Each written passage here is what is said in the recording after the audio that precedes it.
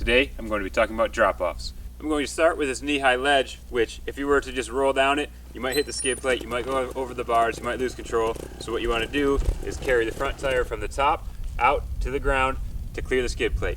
To do that, you want to slow down before the edge to make sure you pull your wheelie before the front tire starts to go down.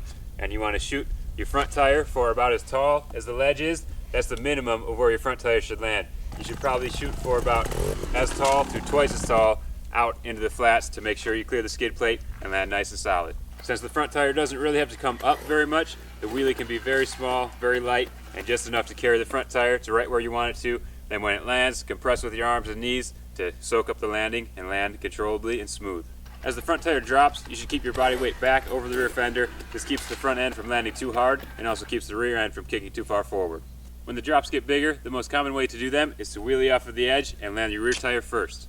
This starts similar to before, where you slow down near the edge, pull a wheelie, but this time you're going to pull a bigger wheelie, let the rear tire roll off the edge with the front tire way up, and then let the rear tire drop straight down. Land first. When the rear tire lands, that's when you compress with your knees. When the front tire lands, that's when you compress with your arms to try to soak up the landing as best as possible. Depending on how quick you have to stop after the drop, you can either land with a little bit of throttle or on the clutch, slipping it, or with the clutch completely in and the brakes on if you need to land and stop.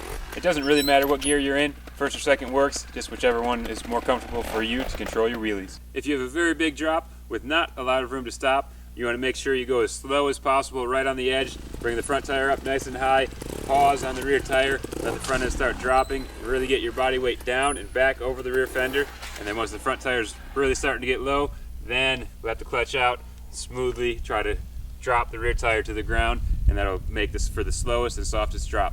The third basic drop is to land on the front tire when the obstacle is too tall to roll off of. It is useful when you need to stop quick and precise. Maybe there's a bike length rock you need to land on, or the ribbon is very tight.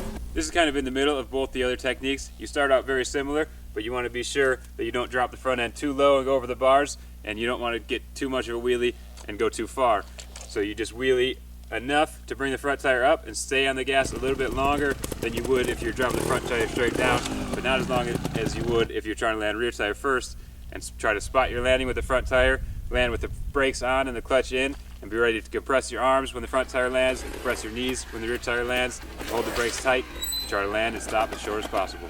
If you are just learning drops, don't worry about how far you run out or how much room you start with at first, but as you get more comfortable, you should shorten the takeoff and the landings to try to keep it nice and tight, because it's almost always going to be tight in the sections. It's a good idea to practice all of these techniques on smaller drops and work your way up to bigger and bigger ones, because drops can hurt if you do them wrong.